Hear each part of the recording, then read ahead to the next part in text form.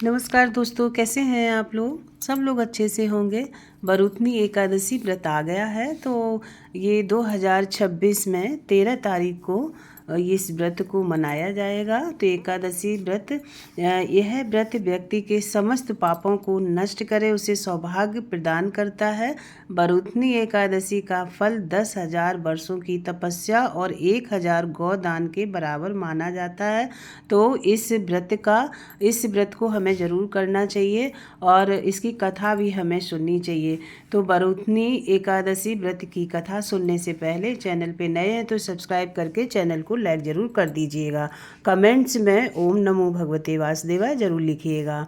तो बरूतनी एकादशी व्रत कथा प्राचीन काल के राजा मानधता से जुड़ी हुई यह व्रत वैशाख मास के कृष्ण पक्ष को रखा जाता है और इसे करने से व्यक्ति को सौभाग्य और मोक्ष की प्राप्ति होती है। तो प्राचीन समय में नर्मदा नदी के तट पर मानधाता नाम के एक राजा राज्य करते थे, जो अत्यंत दीनशील और तपस्वी राजा थे।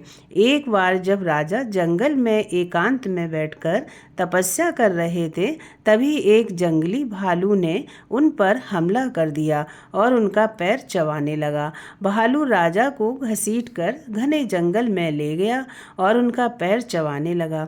भालू राजा को घने जंगल में ले गया और फिर भी राजा ने अपनी तपस्या नहीं छोड़ी और ना ही क्रोध किया। उन्होंने करुण भाव से भगवान विष्णु को याद किया।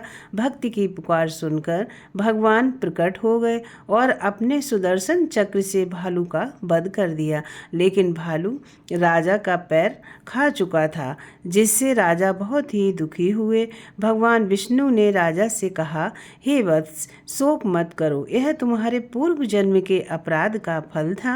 लेकिन तुम चिंता मत करो, तुम मथुरा जाओ और वहां जाकर बरूतनी एकादशी का व्रत करके मेरे 12 अवतार की पूजा करो। इसके प्रभाव से तुम फिर से सुंदर अंगों वाले बन जाओगे। राजा ने ऐसा ही किया।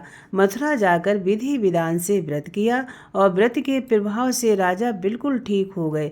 अंत में उन्हें वैकुंठ की प्राप्ति हुई।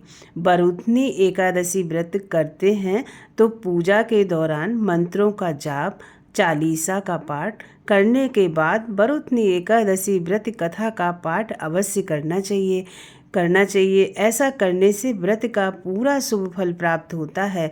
श्री भगवान कृष्ण ने स्वयं धर्मराज युधिष्ठिर को इस कथा को सुनाया था। इस व्रत को करने से समस्त पापों का नाश होकर मोक्ष मिलता है, मोक्ष का द्वार खुलता है। तो बरूतनी एकादशी व्रत पर इस कथा का श्रवण जरूर करें और भगवान का दिन भर मनन करते रहिए। पूरे दिन व्रत रख के प्रभु का मनन करते रहिएगा। ओम नमो भगवते वासुदेवाय। ओम नमो भगवते वासुदेवाय। वासुदेवाय हरि वासुदेवाय। वासुदेवाय हरि वासुदेवाय।